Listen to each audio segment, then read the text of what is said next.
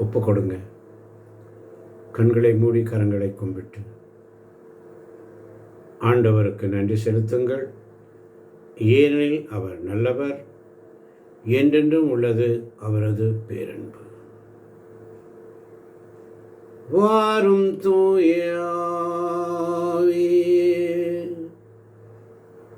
உம் பிரசன்னத்தை வாஞ்சிக்கிறோம். உம் வல்லமையால் எம்மை நீரைத்து நீராளுகை செய்யும். வாரும் தூயாவே உம் பிரசன்னத்தை வாஞ்சிக்கிறோம். உம் வல்லமையால் எம்மை நிறைத்து நீராளுகை செய்யும். ஜீவ தண்ணீர் நீரே, தாகம் தீர்க்கும் ஊற்றே, ஆலோசனை கர்த்தரே, என்னை ஆளுகை செய்யும். வாரும் தூயாவே, இப்படி பிரசன்னத்தை வாஞ்சிக்கிறோம் அப்பா. அபிஷேகம் இல்லாத ஆராதனை வேண்டாம் ஐயா. உங்கள் அபிஷேகத்தினால் நாங்கள் ஒவ்வொருவரும் நிரப்பப்படட்டும். வந்திருக்கின்ற, வர முடியாத, கேட்டுக்கொண்டிருக்கின்ற, கேட்க முடியாத ஒவ்வொரு பிள்ளைகளையும் உடைய கருத்தில் ஒப்புக் கொடுக்கிறேன் ராஜா. திருப்பாடல் 118 வழியாக நீங்கள் அநேக காரியத்தை எங்களுக்கு சொல்லித்தர போறீங்கப்பா. நீங்கள் பேசுங்கப்பா, நாங்கள் கேட்குறோம். நீரே வழி நடத்த மாட்டோம். எங்களால் முடியாதப்பா, நீங்கள் சொல்லித்தாங்க. நான் கேட்கிறேன். நீங்கள் பேசுங்கப்பா, நான் கேட்கிறேன். ஒப்பு கொடுப்போம். இயேசு கிறிஸ்துவில் பிரியமான சகோதர சகோதரிகளே, இந்த மாலை பொழுதினிலே உங்களை சந்திப்பதில் மகிழ்ச்சி அடைகிறேன். 28-29 வசனங்கள் தெளிவாக சொல்லுகிறது. ஆண்டவர் தோற்றுவித்த நாள் இதுவே. எனவே இதில் துக்கம் வேண்டாம், புகழ்ந்து பாடுங்கள். உங்கள் துன்பம் இன்றோடு முடிகிறது, விடுதலை வருகிறது. அல்லேலூயா. ஆண்டவர் படைத்த வெற்றியின் நாள் இது. இன்று அகமகிழ்வோம், அக்களிப்போம், அல்லேலூயா பாடுவோம். அல்லேலூயா, தோல்வி இல்லை. அல்லேலூயா, வெற்றி உண்டு. இப்படி நம்முடைய மூளைக்கல் யாருன்னா இயேசுதான் நம்முடைய மூளைக்கல். எங்களை உயர்த்த மாட்டேன். இப்போ மூளைக்கல் ஆகிய இயேசுதான். 22 முதல் 27 வரை உள்ள வசனங்களை பார்க்கும் பொழுது, கட்டுவோர் புறக்கணித்த கல், அதுதான் இயேசு கிறிஸ்து. யூதர்களால் புறக்கணிக்கப்பட்ட இயேசு இன்று திருச்சபைக்கு ஒரு அஸ்திவாரமாய் இருக்கிறார். அதே போல உறவினர்களால், நண்பர்களால், சொந்தம் பந்தங்களால், சமூகத்தால் புறக்கணிக்கப்பட்ட உங்களையும் ஆண்டவர் உயர்த்துவார். புறக்கணிக்கப்பட்டிருக்கிறீர்களா? உங்களை உயர்த்த அவர் வல்லமை உள்ளவராக இருக்கிறார். அப்படி என்று சொன்னால் வெற்றியின் வாசல்களை திறங்கள், நீதியின் வாசல்களை திறங்கள். 19 முதல் 21 வரை உள்ள வசனங்களை பார்க்கும் பொழுது, நீதியின் வாசல்களை திறவுங்கள் என்று சொன்னால், பாவத்தால் அடைக்கப்பட்ட நம் இதய வாசலை பாவ மன்னிப்பு என்கின்ற அருட்சாலம் மூலமாக இயேசு திறக்கிறார்.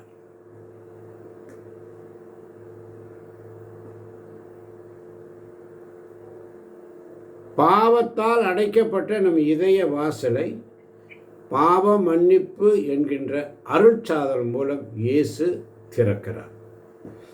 இதோ உள்ள கதவருகிலிருந்து நான் தட்டி கொண்டிருக்கிறேன். யாராவது எனது சத்தத்தை கேட்டு கதவை திறந்தார். ஆமாம் பாந்தவர்களே, அப்ப நெருக்கடி நேரத்தில் இறைவனை நாம் கூப்பிடணும். எப்படி? தாவீது ராஜா எதிரிகளால் சூழப்பட்டார். எனவே இந்த திருப்பாடல 5 முதல் 18 வரை உள்ள வசனங்களை பார்க்கும் பொழுது பெருசா இருக்கு. தாவீது அரசர் எதிரிகளால் சூழப்பட்டார். நாமும் இன்று பல பிரச்சனைகள், கடனாக இருக்கலாம், நோயாக இருக்கலாம், குடும்ப சண்டையாக இருக்கலாம்,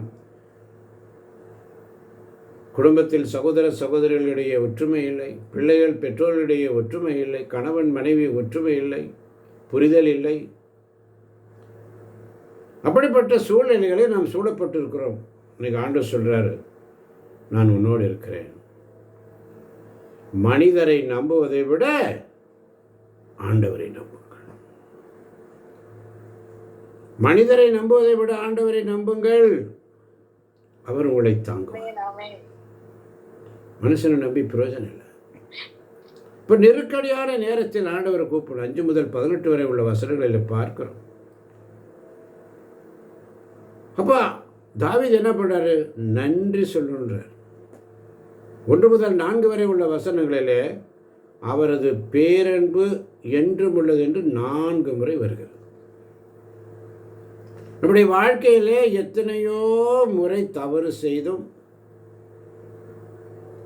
நம்மை ஒவ்வொரு நாளும் கைவிடாமல் காக்கும் இறைவனுடைய பேரன்பு. தமாலை வேளையில் ஆண்டவரே நம்முடைய வார்த்தைகளை பேச எங்களுக்கு கற்றுத்தாரும். புறக்கணிக்கப்பட்ட கல் தான் மூளை கல்லாய் மாறும். அதுதான் இந்த பிரசங்கத்தில் சொல்லப்பட்டிருக்கு. அதனால தான் ஆண்டவர் தோற்றுவித்த நாள் இதுவே, இன்று நாம் களி கூர்ந்து மகிழ்வோம். நீரே இறைவன், உமக்கு நான் நன்றி செலுத்துகிறேன் அப்பா. கட்டுவோர் புறக்கணித்த கல்லே கட்டிடத்துக்கு மூளைக்கல் ஆயிற்று. ஆனதான் தாவீது அழகா சொல்றாரு 14ஆம் வசனத்தில். வாசிக்கலாம் 14ஆம் வசனம்.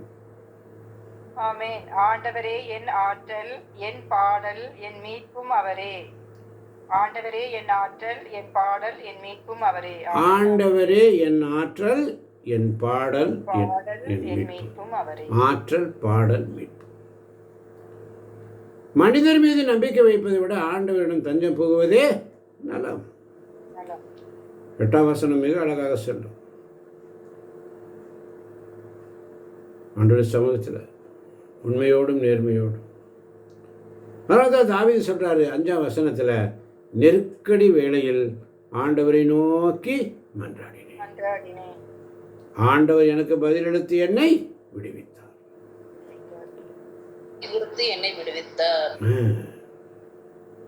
ஆமென் பாதர்களே.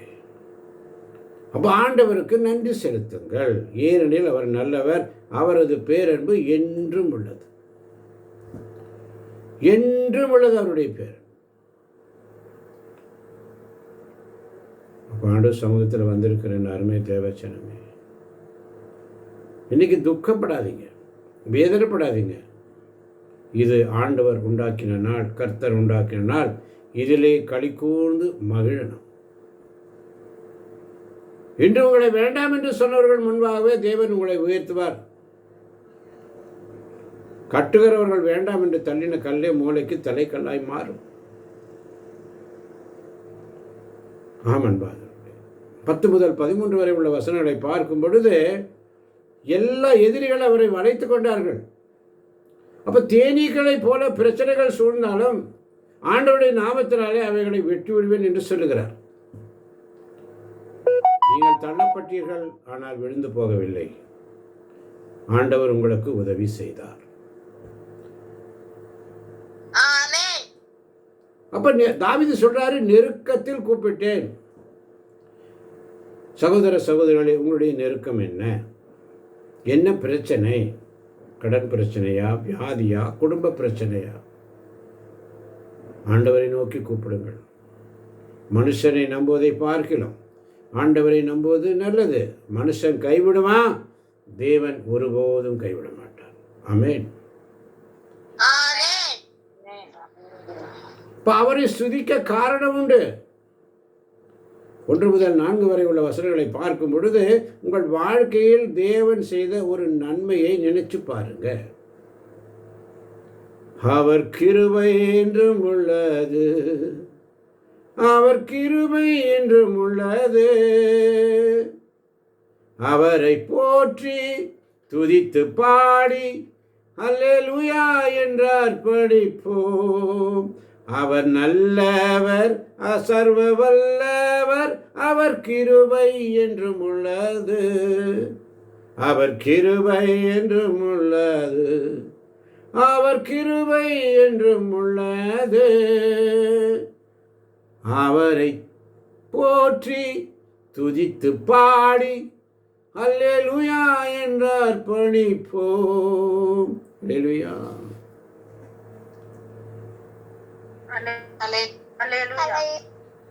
இயேசுவே மக்கு நன்றி, இயேசுவே மக்கு புகழ், இயேசுவே மகாராதன். அப்போ உங்க வாழ்க்கையில தேவன் செய்த ஒரு நன்மையை மட்டும் நினைச்சு பாருங்க. கர்த்தர் செய்த நன்மைகளை ஒரு நாளும் மறவாதே, ஆத்துமாவே நன்றி சொல்லு முழு உள்ளத்தோடு. கர்த்தர் செய்த நன்மைகளை ஒரு நாளும் ஆமென். இப்போ தேவன் செய்த ஒவ்வொரு நன்மையை நினைச்சு பாருங்க. அவருக்கு நன்றி சொல்ல ஆட்டோமேட்டிக்காக உங்கள் மனசு வந்துடும். ஆமன் பாந்தவர்களே, இது ஆண்டவர் உண்டாக்கின நாள். இன்னைக்கு சந்தோஷப்படுங்க. ஜெயம் உங்கள் ஒவ்வொருவரிது. தள்ளப்பட்ட நிலையிலிருந்து தூக்கி எடுத்து உயர்த்தும் தேவன். அதனால தான் இந்த சங்கீதம் 118. தள்ளப்பட்ட நிலையிலிருந்து தூக்கி எடுத்தும் உயர்த்தும் தேவன் நம் தேவன். மனிதர்களால் வேண்டாம் என்று தள்ளப்பட்ட உங்களை தேவன் மூலைக்கல்லாக மாற்றுவார். இயேசுவே அந்த கல். அப்ப நீதியின் வாசல்களை தேவன் திறக்கிறார். அப்படி என்று சொன்னால் அழைக்கப்பட்ட வாழ்க்கை திறக்கப்படும். அதனாலதான் யோவான் நற்செய்தி 8ஆம் அதிகாரம் 32ஆம் வசனத்திலே வாசித்தோம், உண்மையை அறிந்தவர்களாயும் இருப்பீர்கள், உண்மை உங்களுக்கு விடுதலை அளிக்கும். இயேசு தம்மை நம்பிய யூதர்களை நோக்கி சொல்றார், என் வார்த்தைகளை நீங்கள் தொடர்ந்து கடைபிடித்து வந்தால் உண்மையில் என் சீடர்களாக இருக்கும். உண்மையில் என் சீடர்கள் தொடர்ந்து கடைபிடிக்கணும். ஒவ்வொரு நாளும் ஒவ்வொரு நொடி பொழுதும் அவருடைய வார்த்தை நமக்குள்ள அப்படியே டிராவல் பண்ணிகிட்டே இருக்கணும். காலை முதல் மாலை முதல் இரவு படுக்கும்போது கூட இரவு யாம நேரங்களில் உங்களுடைய வார்த்தைகளை பற்றி நான் சிந்திப்பேன். செஞ்சு பாருங்க, ஆண்டவர் உங்களை உயர்த்துவார். ஒதுக்கப்பட்ட கல், தள்ளப்பட்ட கல், யாரெல்லாம் உங்களை தள்ளி வச்சாங்களோ அவங்க முன்னால உங்களை உயர்த்துவார். உங்களை உயர்த்துவார். பயப்படாத, அஞ்சாதே, திகையாத. ஆண்டவரை நோக்கி கூப்பிடுங்க. மனுஷனை நம்புவதை பார்க்கலாம், ஆண்டவரை நம்புவது தான் நல்லது. மனுஷன் கைவிட்டுருவான், தேவன் ஒருபோதும் கைவிட மாட்டான். ஆமன் பாந்தவர்கள். ஒவ்வொரு நாளும் அதனால தான் 2 தீமோத்தேயு 4ஆம் அதிகாரத்தில் மிக அழகாக சொல்லப்பட்டிருக்கிறது. 2 தீமோத்தேயு 4ஆம் அதிகாரம் 2ஆம் வசனம். 2 தீமோத்தேயு 4ஆம் அதிகாரம் 2ஆம் வசனம். இறைவார்த்தை அறிவி. வாய்ப்பு கிடைத்தாலும் கிடைக்காவிட்டாலும் இதை செய்வதில் நீ கருத்தாயிரு. கண்டித்து பேசு, கடிந்து கொள், அறிவுரை கூறு, மிகுந்த பொறுமையோடு கற்றுக்கொடு. ஆமென். இறை வார்த்தையை அறிவி. அவருடைய வார்த்தைகளை தொடர்ந்து கடைபிடித்து வந்தால் உண்மையில் என் சீடர்களாக இருப்பேன். வார்த்தையை கடைபிடிக்கணும். ஆண்டவர் எத்தனை இனியவர் என்று சுவைத்து பாருங்கள். ஆண்டவர் எத்தனை இனியவர் என்று நீங்கள் சுவைத்திருந்தால் உங்களிடையே இருக்கின்ற அந்த வெறுப்பு, வைராக்கியம், கோபம், தாபம், சண்டை, சச்சரவு எல்லாம் மூட்டைக்கண்டி போட்டுட்டு ஆண்டவர் சமூகத்தில் அபிஷேகம் இல்லாத ஆராதனை வேண்டாம் ஐயா. அபிஷேகத்தோட. அதனால தான் சொல்றாரு, இறை வார்த்தை அறிவு. வாய்ப்பு கிடைத்தாலும் கிடைக்காவிட்டாலும் இதை செய்வதில் நீ கருத்தாயிரு.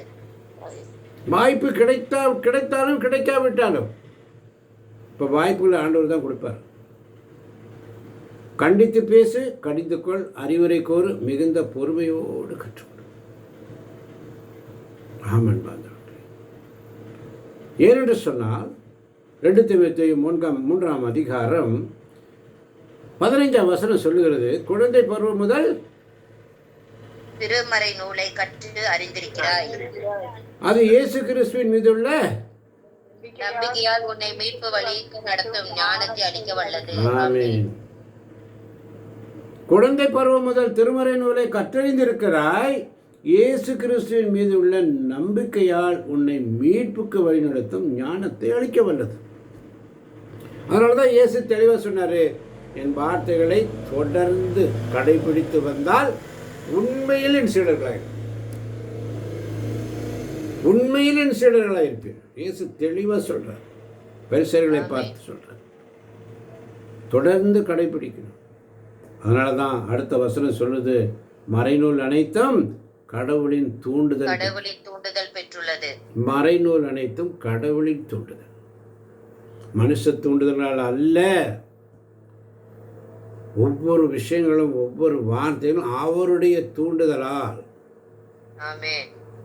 அது கற்பிப்பதற்கும் கண்டிப்பதற்கும் சீராக்குவதற்கும் நேர்மையாக வாழ பயிற்றுவிப்பதற்கும் கண்டிப்பதற்கும் சீராக்குவதற்கும் கற்பிப்பதற்கும் நேர்மையாக வாழ பயிற்றுவிக்கிறார். அல்லேலூயா. இவ்வாறு கடவுள் 17ஆம் வசனம் சொல்லுது, இவ்வாறு கடவுளின் மனிதர் தேர்ச்சி பெற்று இதெல்லாம் இந்த டெஸ்ட் எல்லாம் நீங்க பாஸ் ஆனாதான் அந்த நற்செயல்களை செய்யக்கூடிய தகுதி நமக்கு வரும். சும்மா வந்துடாது. அவனுடைய பிரசன்னத்தில் எப்படி இருக்குன்னு சொன்னா, அவருடைய அழைப்பு. குழந்தை பருவம் முதல் நாம் மறைநூலை கற்று வந்திருக்கிறோம், வாசித்திருக்கிறோம், தியானித்திருக்கிறோம். ஆனால் கிறிஸ்துவின் மீது உள்ள நம்பிக்கையில் உன்னை மீட்புக்கு வழிநடத்தும் ஞானத்தை அவர் கொடுக்கிறார். மீட்புக்கு வழிநடத்தும் ஞானத்தை கொடுக்கிறார். அப்படி அந்த ஞானத்தை பெற வேண்டும் என்றால், அந்த ஞானத்தை பெற வேண்டும் என்றால் அது என்ன செய்கிறது? வசனம் கற்பிக்கிறது, கண்டிக்கிறது, சீராக்குகிறது, நேர்மையாக வாழ பயிற்சி கொடுக்கிறது. நேர்மையாக வாழ பயிற்சி கொடுக்கிறது. ஒரு காலத்தில் நம்ம எப்படியோ இருந்தோம், எப்படியோ வாழ்ந்து கொண்டிருந்தோம். ஆனால் இன்னைக்கு ஆண்டவர் என்ன செய்கிறாரு? ஒரு மாற்றத்தை கொடுக்கிறார். ஒரு மாற்றத்தை கொடுக்கிறார். ஆண்டவர் சமத்தில் உண்மையோடும் நேர்மையோடும் வாழ பயிற்சி கொடுக்கிறார். ஒவ்வொரு நாளும் இறை வார்த்தைகளை நமக்கு கற்பிக்கிறார், நம்மை கண்டிக்கிறார், தண்டிக்கிறார். எதற்காக என்று சொன்னால், விண்ணகமே நம்முடைய தாய்நாடு. விண்ணகமே நம்முடைய தாய்நாடு. அந்த விண்ணகத்துக்கு போகக்கூடிய அந்த வாழ்க்கையில் நம்முடைய பயணம், அந்த விடுதலை பயணத்தில் நம்மை ஒவ்வொரு நாளும் கற்பிக்கிறார், கண்டிக்கிறார், சீராக்குகிறார், நேர்மையாக வாழ பயிற்சி கொடுக்கிறார். அதனால தான் இந்த திருப்பாடல் 118 5 முதல் 9 வரை உள்ள வசனங்களை பார்க்கும் பொழுது, இறைவனிடம் நம்பிக்கை வைப்பதே மேல். கேள். அதான் சொல்றார் தாவீது, நெருக்கடியான வேளையை நான் ஆண்டவரை நோக்கி மன்றாடினேன், அவரும் எனக்கு செவி கொடு. ஆண்டவரும் எனக்கு செவி கொடுத்து என்னை விடுவித்தார். ஆண்டவர் என் பக்கம் இருக்க நான் ஏன் அஞ்ச வேண்டும்? மனிதன் எனக்கு எதிராக என்ன செய்ய முடியும்? எனக்கு துணை செய்யும் ஆண்டவர் என் பக்கம் உள்ளார். என் பக்கம் உள்ளார். என்னை வெறுப்போர்க்கு நேர்வதை கண்ணார கண்ணார காண்பேன். மனிதர் மீது நம்பிக்கை வைப்பதை விட ஆண்டவரிடம் தஞ்சம் புகுவதே நலம். உயர்குடியினர் மீது நம்பிக்கை வைப்பதை விட ஆண்டவரிடம் அடைக்கலம் புகுவதே நலம். ஆமென். ஆமென். பாந்தவர்களே, அருமையான திருப்பாடல்.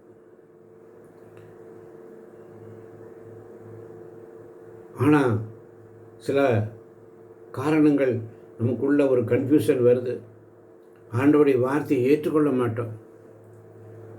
அவனுடைய வார்த்தை, அவருடைய அளவற்ற பேரன்பும் தவறாத வாக்குறுதியும் எப்பொழுதும் நம்மோடு இருக்கிறது.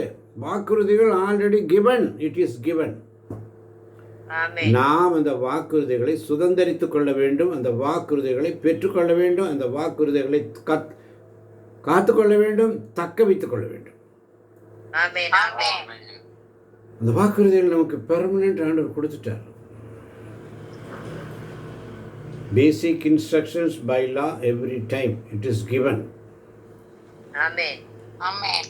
அப்ப ஆண்டவருடைய சமூகத்தில் உண்மையோடும் நேர்மையோடும் அவருக்கு ஊழியம் செய்ய, அவருடைய வார்த்தைகளை கடைபிடிக்க, தொடர்ந்து கடைபிடிக்கணும். எப்படி கடைபிடிக்கணும்? தொடர்ந்து கடைபிடிக்க வேண்டும். அதனால தான் பிலிப்பியர் 3:20 சொல்றாரு, நமக்கோ விண்ணகமே தாய்நாடு, அங்கிருந்து தான் மீட்பராம் ஆண்டவர் இயேசு கிறிஸ்து வருவார் என காத்திருக்கிறோம். அப்ப என்ன செய்யணும்? பிலிப்பியர் 3:16 சொல்லுகிறது, நாம் எந்த நிலை அடைந்திருந்தாலும் அதற்கேற்ப தொடர்ந்து நடப்போம். ஆமென். எந்த நிலை அடைந்திருந்தாலும் அதற்கேற்ப தொடர்ந்து நடக்கணும். அல்லேலூயா, அல்லேலூயா, அல்லேலூயா. ஒரு நாள் அவருடைய சமூகத்தில் காத்திருக்கின்ற அருமை தேவ ஜனமே, அவருடைய வார்த்தையை தொடர்ந்து கடைபிடித்து வந்தால் உண்மையில் நாம் அவருடைய சீடர்களாக இருக்க வேண்டும் என்று சொன்னார். ஒவ்வொரு நாளும் ஆண்டவருடைய வார்த்தைகளை வாசிக்க, தியானிக்க, அதை பற்றி சிந்திக்க, செயல்பட ஆண்டவர் நம்மை அழைக்கிறார். ஆண்டவரிடத்தில் கேட்போம், ஆண்டவரே எங்களை வழி நடத்தும். ஆண்டவரே, ஒவ்வொரு நாளும் எங்களை காத்து வழி நடத்துகிற இதை கேட்கப் போகின்ற ஒவ்வொரு பிள்ளைகளையும் தேவன் நிறைவாய் ஆசீர்வதிப்பாராக. ஆமென்.